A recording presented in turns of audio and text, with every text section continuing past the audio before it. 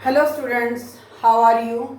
I hope you are well at your home and you are studying properly at your home. And I am here with the new topic of business studies, that is the part of unit number 3, business environment, and topic is demonetization. What do you mean by demonetization? Demonetization जो है उसको meaning को understand करने से पहले we will remember of that day on that day when our Prime Minister Narendra Modi addressed the public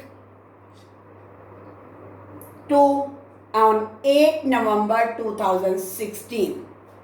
8 नवंबर 2016 को जब प्रधानमंत्री प्राइम मिनिस्टर नरेंद्र मोदी ने पब्लिक को एड्रेस करते हुए अनाउंस किया that 500 rupees and 1000 rupees not currency notes are out of tender.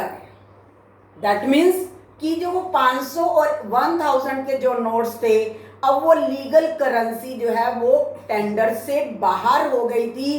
That means अब वो मार्केट में जो है सर्कुलेट नहीं करेगी. तो उससे क्या हुआ, पूरी पब्लिक वो सरप्राइज थी. What happened, that means what can we do, because each and every person collected money in 500 rupees note and 1000 rupees note.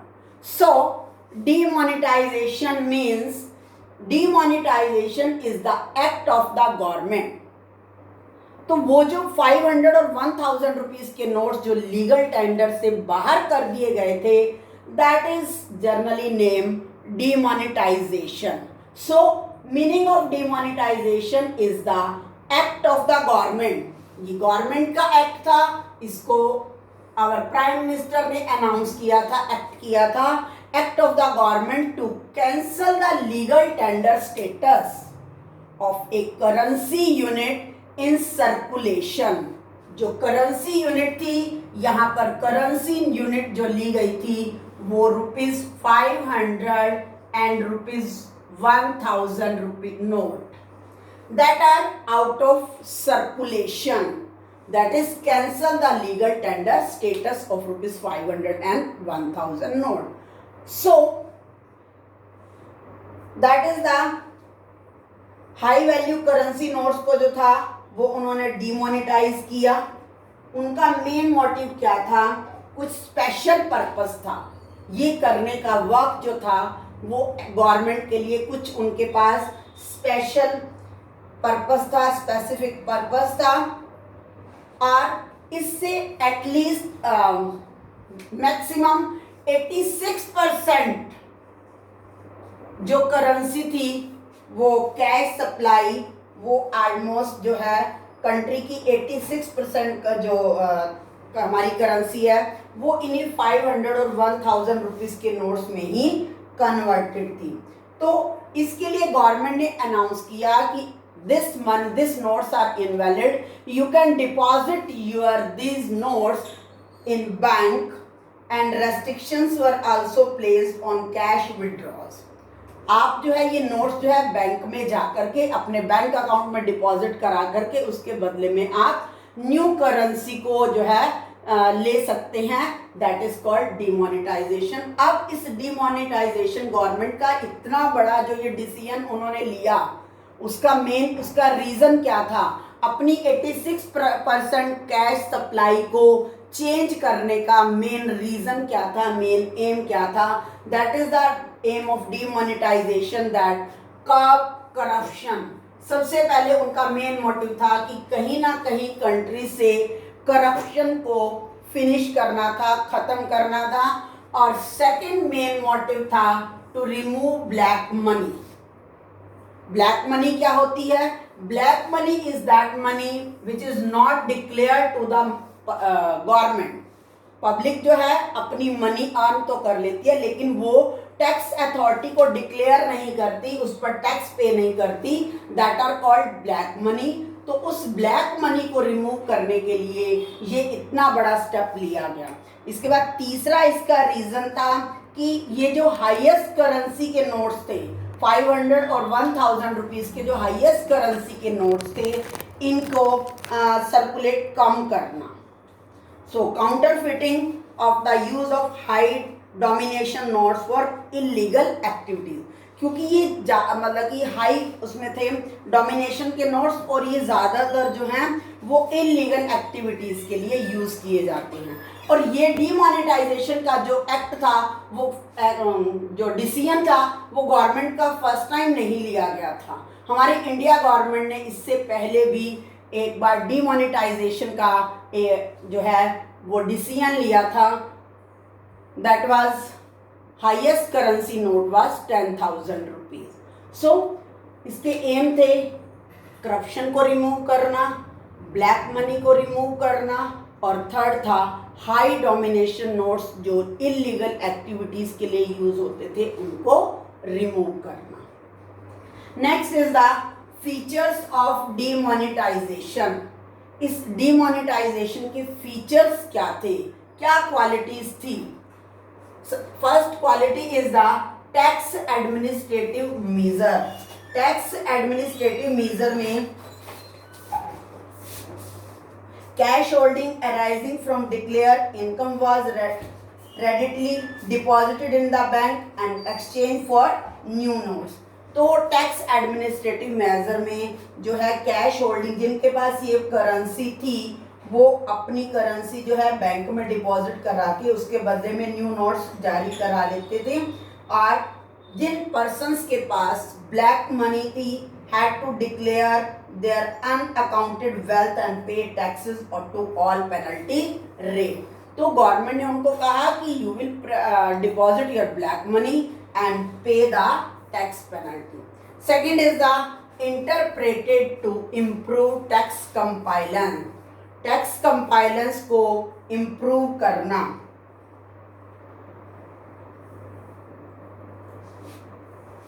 That means indicated that tax evasion will no longer to be tolerated or accepted. जो tax की छूट थी वो लंबे समय तक जो है एक्सेप्ट नहीं की जाएगी.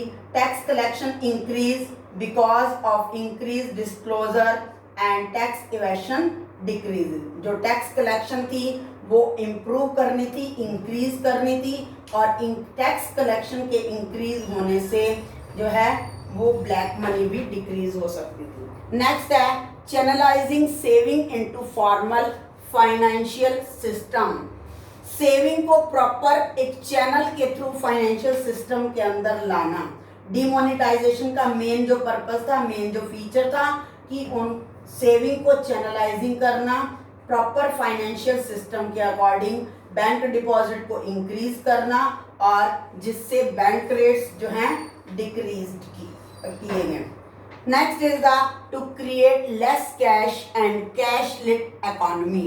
अपनी इंडियन इकोनॉमी को less cash, that means cash की जो ट्रांजैक्शंस होती हैं उनको कम करके बैंक के थ्रू तो डिजिटल जो है ट्रांजैक्शन इम्प्रूव करने के लिए भी ये डीमोनेटाइजेशन का वर्क किया गया. उसके लिए कैशलेस इकोनॉमी को बनाने के लिए गवर्नमेंट ने इम्प्रूवमेंट किया, use of debit card motivate किया, that use RuPay, APES that is the Aadhaar enabled payment system. ये कुछ डिजिटल पेमेंट्स के थे जिससे हम without using of cash we can transfer the cash, we can pay the money to one account to another account, so that it is a safely work, that there is no circulation of cash, only the digitalization of transaction. So that these are the features of demonetization. And last, impact of demonetization. इस demonetization का हमारे Indian economy पर क्या effect पड़ा? Number 1, money and interest rate. सबसे पहले digitalisation होने से कैश की ट्रांजैक्शंस रिड्यूस हो गई, बैंक डिपॉजिट इंक्रीज हो गया क्योंकि लोग जो है अपने 500 और 1000 के नोट्स जो है रेगुलरली उनको बैंक में डिपॉजिट करा रहे थे। Increase in financial saving increase हो गया and interest rates are decrease. Second जो था tax collection impact, tax collection, rise in income tax collection, जो इनकम टैक्स कलेक्शन हो रहा था वो इंक्रीज हो रहा था day by day because increase disclosure, क्योंकि हर पर्सन अपनी इनकम को डिस्क्लोज कर रहा था तो उसके ऊपर जो टैक्स की लाइबिलिटी थी वो टैक्स कलेक्शन भी इंक्रीज हो रहा था। Next third is digitalization, digital transaction जो है, नए यूजर बन रहे थे, नए यूजर पब्लिक जो थे नए डिजिटल फॉर्मेशन यूज कर रहे थे। For example debit card use करना, रुपए, उसके लिए गवर्नमेंट ने एक भीम ऐप भी जो है जनरेट किया। So increase the digitalization safely. And next is the private and public sector wealth, private wealth decline, private की जो उनका मनी उसको डिक्लाइन किया गया।